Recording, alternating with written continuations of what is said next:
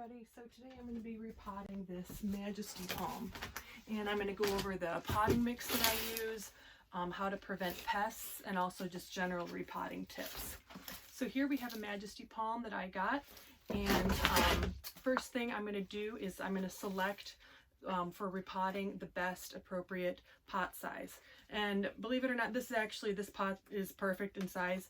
And then the other thing I want to make sure is that it has good drainage holes, and it's got one on the bottom and then it's also got some on the side. So this is perfect.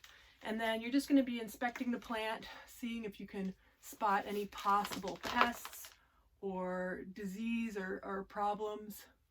And I don't see any on it, but I'm still going to be treating it for pests because I am unfamiliar with where this guy came from, as well as what kind of soil it was in.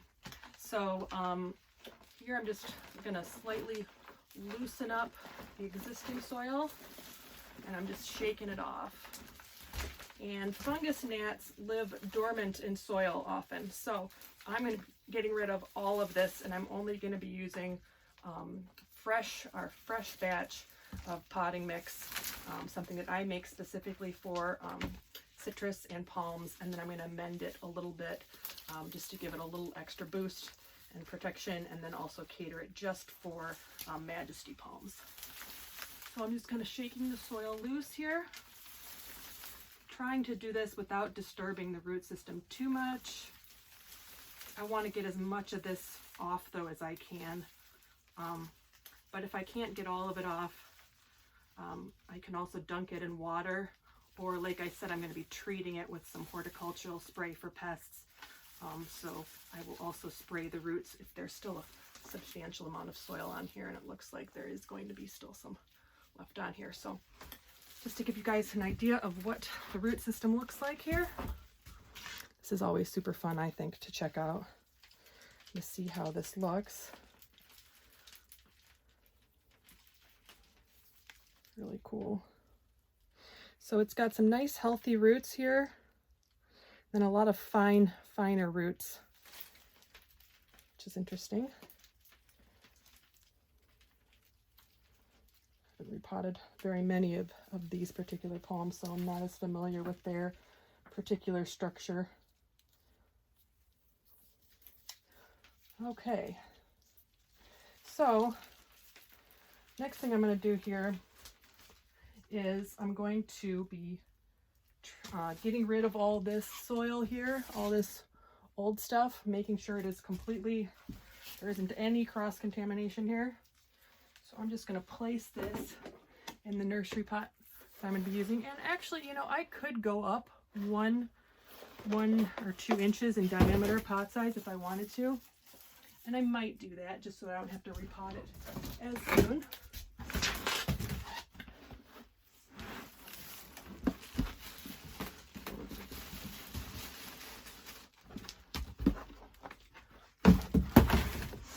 And then now I'm going to be spraying this whole thing down. And when you spray something down with horticultural spray, you want to make sure that you get not only the tops of the leaves, but the undersides. That's where a lot of pests like to hide out.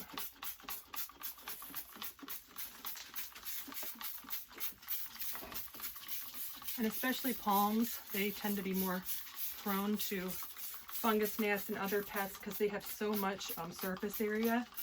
And then see, I'm also here, I'm going to be getting some of the roots too. There's so much surface area that bugs can hide out on.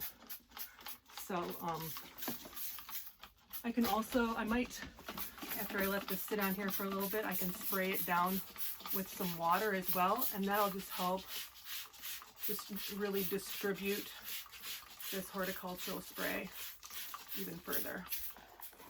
Some people don't want to use horticultural spray. They prefer to use like neem or something, and I totally get that. I like to keep things as natural and organic as possible. And believe it or not, this is all seasons horticultural spray, and the active ingredient is mineral oil. So mineral oil, I believe, is pretty natural. It's not like this thing doesn't have a active ingredient that like is hard to pronounce or anything. And this will this protects against scale, spider mites, it says it, oh, okay, it says it's for organic gardening. Okay, so that answers that question. So it is organic, I guess. Good to know. Okay. All right. If I had more time, I would also be dunking this root ball in water just to get rid of some more of that soil, but I don't have a whole lot of time here, so I just wanted to make this video quick while I was going over this. Okay, so now let's talk about the potting mix I'm going to use. You want something that's really fast draining, like a sandy mix. So first thing I'm going to put in is, of course, sand. And you do not want to use just regular old play sand. You want something coarse. This is actually pool filter sand. It's a little more expensive than play sand, but you can see like the grains in there, right? Like it's much grittier. And then I've also got in here already about 2 quarts of, or 1.5 quarts of calcined clay. So calcined clay is expanded clay, so that is going to help with some moisture retention, which is really what I mean when I say I'm catering to this Majesty Palm, because they do like to be kept a little bit more moist. So I'm mixing the 2 of those ingredients together. More sand.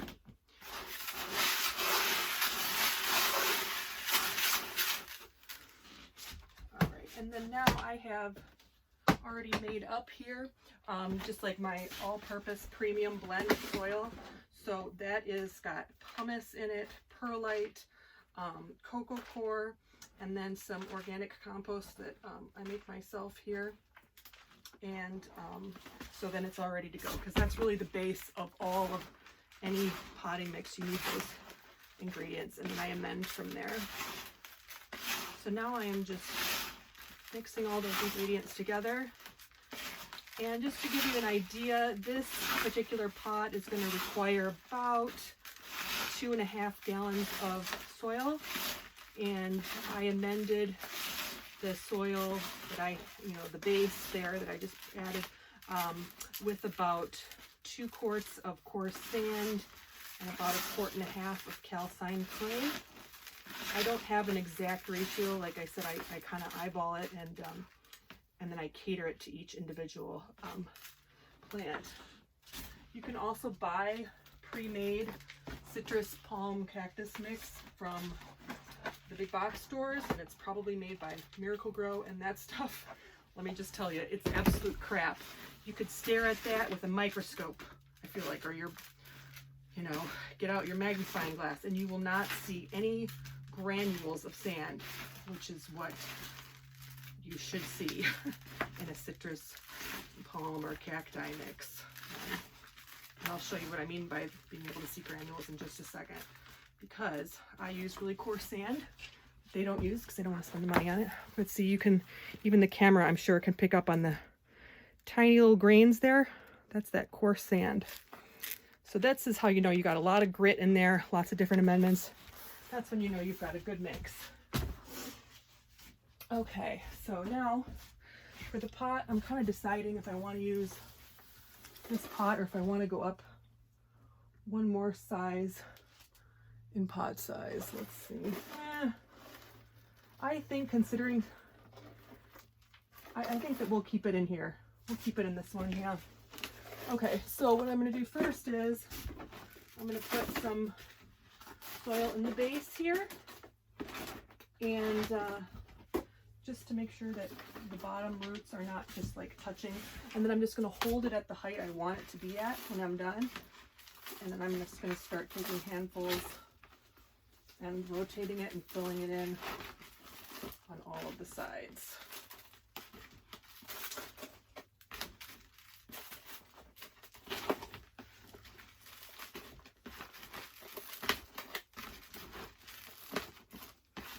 And then I'm going to also talk to you guys about top dressing and the importance of that, and what to use and how that's going to prevent even the possibility of fungus gnats or other pests from hurting this plant.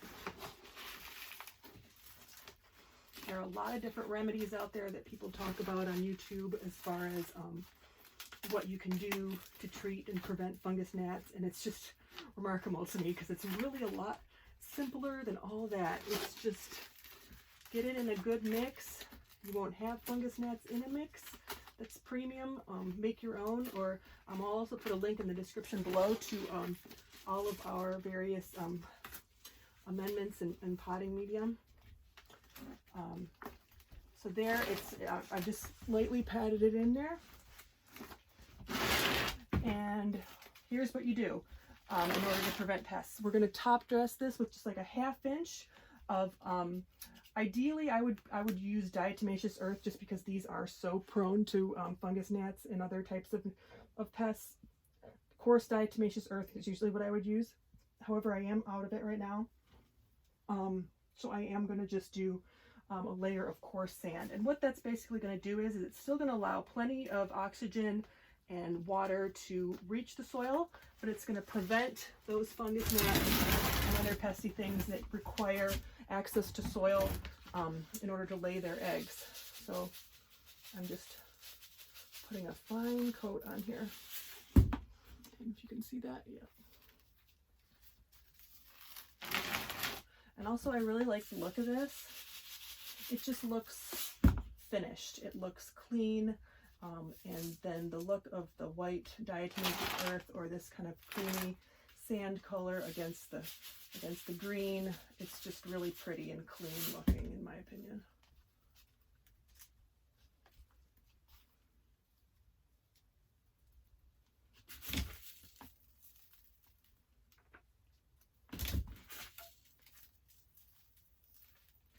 So if there are any fungus gnat eggs that are dormant in your soil, there aren't in here because this is our mix, and our mix is very clean, and it's free from anything like that. But if you are, say you're not ready yet to repot everything and you just want to get rid of pests for now, and you have dormant fungus gnats in your soil, this will basically suffocate them. Sounds terrible, but at the same time, I don't care if it sounds terrible, because they are terrible to plants first. So there you have it. There is a Majesty Palm repotted, and I hope you guys like this video, and check out the description below if you want to see other recommended types of videos like this, or if you have any questions, please add a comment and like and subscribe if you'd like to see more content like this. Bye.